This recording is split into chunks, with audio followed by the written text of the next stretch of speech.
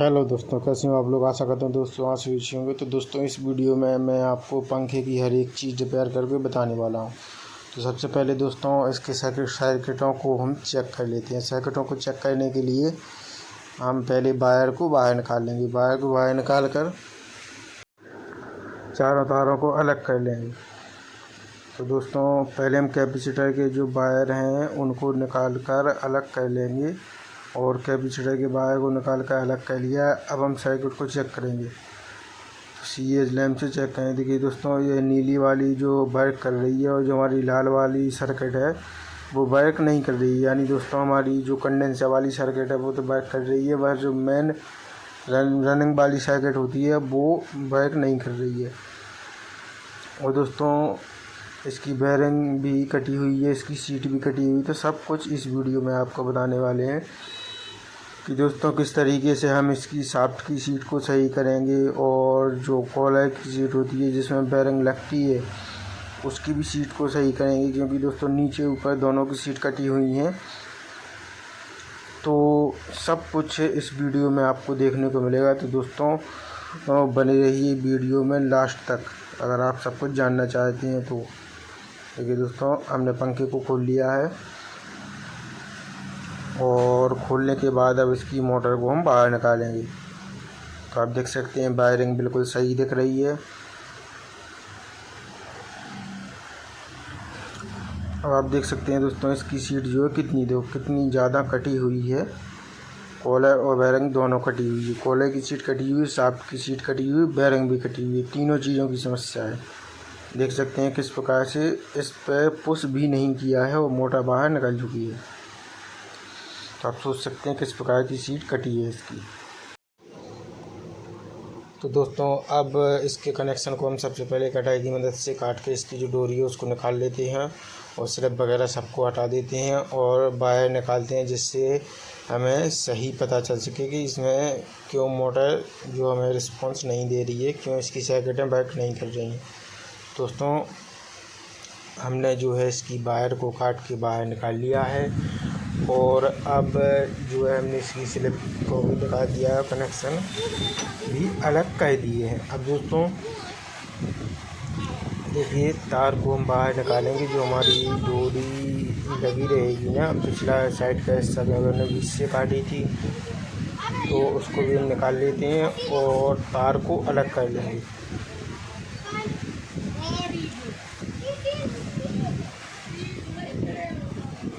इस तरीके से तार को हमने अलग कर लिया है। तो दोस्तों जो हमारी मेन वाली है उसका तार जो है वहाँ से गला हुआ था। तो दोस्तों बहुत ही छोटा निकला हुआ है। अब हम चेक करेंगे। सबसे पहले मेन सर्किट को चेक करते हैं, रनिंग को अच्छी तरीके से वर्क कर रही है और करंट भी इसका चेक कर लेते हैं, बॉडी हेल्थ तो नहीं दे रही है। और अब कैपेसिटर यानी स्टार्टिंग वाली कॉइल को हम चेक करेंगे। दोस्तों दोनों कॉइल अच्छी तरीके से वर्क कर रही हैं और कोई करंट वगैरह नहीं दे रही हैं और इसकी पीवीसी वगैरह भी वो भी नहीं चटकी हुई है या ज़्यादा हीट नहीं हुआ है। तो दोस्तों आप चेक कर सकते हैं इसकी बेयरिंग कितनी कटी हुई है और सीट कितनी कटी हुई है। तो दोस्तों स्टेप बाय स्टेप सब कुछ आपको देखने को मिलेगा। आप वीडियो में लास्ट तक बने रहें। देखिए दोस्तों इस प्रकार से हाथ से इसकी बेयरिंग निकल गई है, बगैर पुलर के यूज किए हुए हाथ से ही बेयरिंग निकल गई है, यानी कि सीट ज़्यादा कटी हुई है। तो दोस्तों सबसे पहले हम सीट में हथौड़ी और छेनी से 5 से 6 जगह कट लगा लेंगे। इससे दोस्तों क्या होगा, हमारी जो बेयरिंग है वो टाइट हो जाएगी। क्योंकि दोस्तों इसकी सीट अभी चलने लायक है तो इसकी शाफ्ट चेंज नहीं कर रही है। अगर दोस्तों इसकी जो सीट है बेयरिंग वाली अगर वो ज़्यादा कट जाती तो हम शाफ्ट को भी चेंज कर देते, पर इतनी ज़्यादा सीट नहीं कटी है तो कट लगाने पर यह आ जाएगी सही से। तो इसमें हमने कट को लगा दिया है। अब कट लगाने के बाद इसके हम वायर वगैरह को लगा लेंगे। और दोस्तों क्योंकि इसका जो तार है वो बहुत पास से गला हुआ है तो इसमें हम एक एक्स्ट्रा तार जोड़ देंगे 36 नंबर कॉपर का और उसे जोड़ने के बाद फिर कनेक्शन हम निकालेंगे।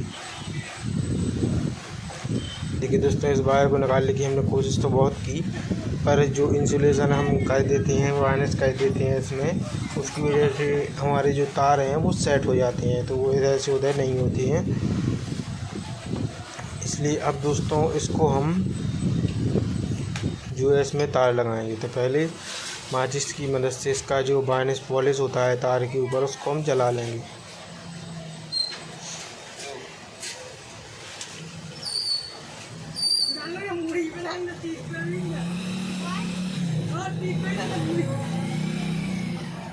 चारों जो हमारे कनेक्शन के तार निकले हुए हैं उसके हम वायरनेस को जला लेंगे।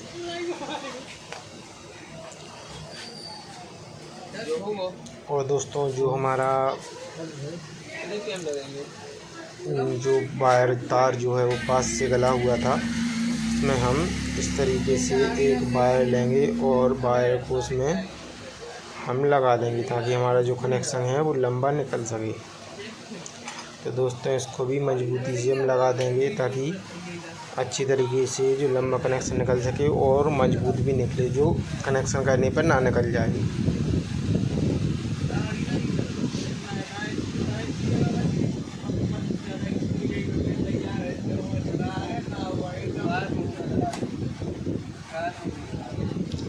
इस तरीके से देख सकते हैं दोस्तों कितने पास से गला हुआ है तार।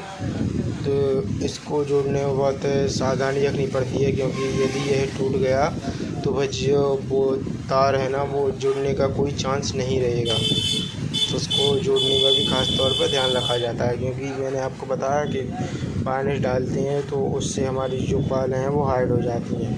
हार्ड होने के बाद जो तार है वो इधर के उधर नहीं होता है, तो कनेक्शन हमारा इस साइड से उस साइड नहीं जाएगा। इसलिए अच्छी तरीके से सावधानीपूर्वक इसको करना पड़ेगा। तो दोस्तों जो हमने एक्स्ट्रा तार था उसको जोड़ लिया है। जोड़ने के बाद अब इसके कनेक्शन को निकालेंगे। तो पहले देख सकते हैं दोस्तों 2 नंबर हम इसमें नई बेरिंग डालने वाले हैं। बेरिंग को निकाल लिया है हमने। अब इसके पहले कनेक्शन करेंगे, उसके बाद हम बेरिंग को लगाएंगे। तो दोस्तों जो कनेक्शन है, कनेक्शन के पहले हमने जो डोरी लगाते हैं दोस्तों 1476 कॉपर यूज करते हैं इसमें हम। तो सबसे पहले हम डोरी के तार को निकाल के शाफ्ट में से डालेंगे इस तरीके से।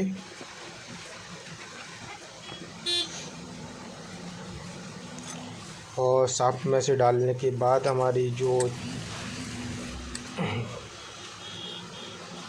पिलकर की मदद से हमने इसको निकाल लिया है। निकालने के बाद दोस्तों इस तरीके से पहले हम जो पीला वाला वायर है उसको हम कैपेसिटर यानी स्टार्टिंग वाली कॉइल में जोड़ते हैं।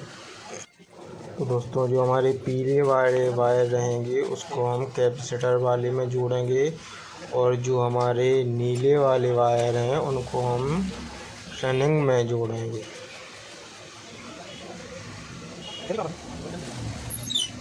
तो दोस्तों इसका कॉमन बना के नहीं निकाल रहे हैं हम, इसलिए स्टार्टिंग की 2 लीड अलग और रनिंग की 2 लीड अलग अलग निकल रही हैं, जिससे दोस्तों हम बाहर से ही इसके कनेक्शन चेंज कर देंगे उल्टा सीधा चले तो। और वो भी आपको बताते हैं कि बाहर किस तरीके से हम कनेक्शन करेंगे।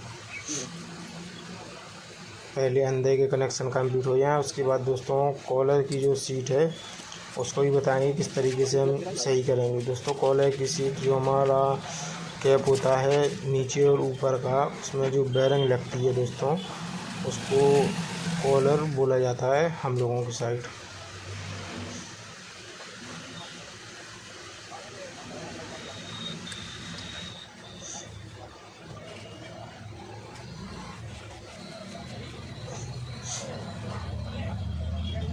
तो दोस्तों इस तरीके से हमारी कनेक्शन हो चुका है। कनेक्शन होने के बाद अब हम धागे की मदद से इसको अच्छी तरीके से टाइट कर देंगे, जिससे इधर उधर कनेक्शन हिले ना और तार टूटने के चांस ना रहें। दोस्तों हमारे कनेक्शन जो है वो कंप्लीट हो चुके हैं। अब देख सकते हैं बेरिंग जो इसमें जा रही है निकल रही है दोस्तों, यही कॉलर की सीट है। तो इसको भी हम इसमें भी कट लगा देंगे, क्योंकि दोस्तों इसमें ज़्यादातर चांस पंखा पुराना हो जाता है, कट जाता है। तो कट लगा कर ही चलाना पड़ता है दोस्तों। अभी यह चलने लायक है, अभी तो चल जाएगा।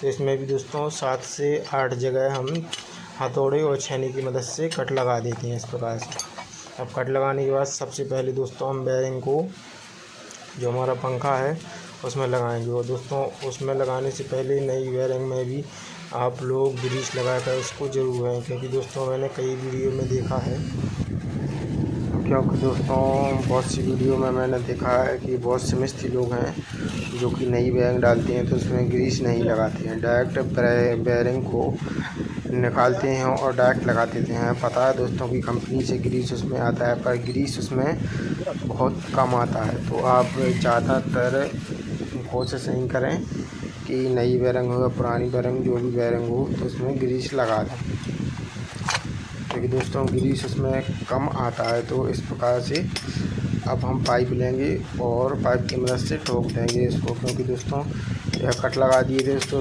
सीट टाइट हो गई है, तो बेयरिंग टाइट जाएगी। इस तरीके से हमारी बेयरिंग जो है वो लग चुकी है।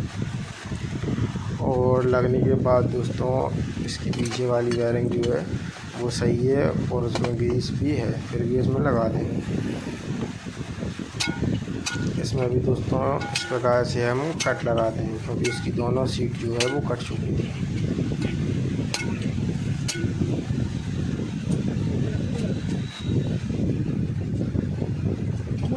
इस प्रकार से इसको लगा के देख लेते हैं, सीट टाइट आ रही है। सीट हमारी जो है वो टाइट आ चुकी है। अब दोस्तों इसका जो है इसको अच्छी तरीके से फिट कर देंगे। इसकी जो रिंग है इसको भी हम फिट कर देंगे।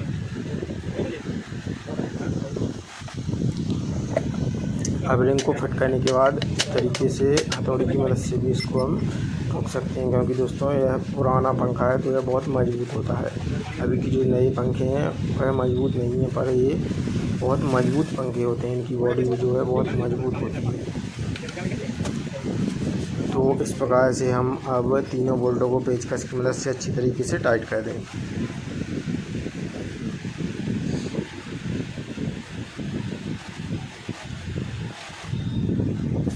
अब टाइट करने के बाद देख सकते हैं दोस्तों हमारी जो मोटर बिल्कुल फ्री है। अब दोस्तों प्लग की मदद से इसकी हमने जो कनेक्शन किए कि दोस्तों इसकी शाफ्ट जो है वो कटी नहीं है, बंद वाली शाफ्ट है। प्लग की मदद से इसको हम कनेक्शन को बाहर निकाल लेंगे। कनेक्शन को बाहर निकालने के बाद अब जो है इसकी कंडेंसर पत्ती होती है जो, तो उसको भी हम फिट कर देते हैं। और कंडेंसर पत्ती फिट करने के बाद दोस्तों कनेक्शन भी आपको बताएंगे।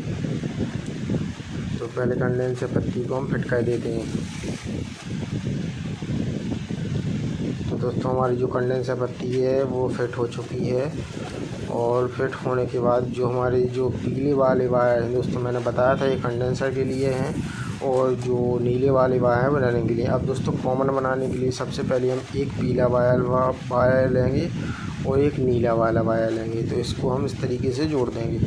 अब एक कैपेसिटर का पीले वाले में, एक कैपेसिटर का नीले वाले में। तो अब हम नीले पे नीले चेक करेंगे। तो देखिए दोस्तों इसको चेक करने पे उल्टा चल रहा है। तो दोस्तों आप पीले वाले को चेंज कर सकते हैं नीले वाले को। तो दोस्तों हम इसके नीले को हटा के नीले वाले वायर को चेंज कर देंगे। अब दोस्तों हमारा जो पंखा है वो सीधा चलने लगेगा। तो इस प्रकार से कंडेंसर पत्ती में इसकी जो डोरी है उसको लगा देते हैं अच्छी तरीके से टाइट करने को। दोस्तों ज़्यादा टाइट नहीं करें आप, क्योंकि यह बहुत ही पतले बोल्ट रहते हैं तो स्लिप हो सकते हैं। तो तीनों बोल्ट हमारे अच्छी तरीके से लग चुके हैं, और लगने के बाद अब हम बताते हैं कि पंखा किस तरीके से चलेगा। तो आप देख सकते हैं दोस्तों पंखा हमारा बहुत अच्छी तरीके से चल रहा है। तो दोस्तों वीडियो कैसी लगी कमेंट करके ज़रूर बताएं। वीडियो अच्छी लगी हो तो लाइक करें, और दोस्तों कोई भी चीज़ समझ नहीं आए तो कमेंट कर सकते हैं। मिलते हैं अपन नेक्स्ट वीडियो।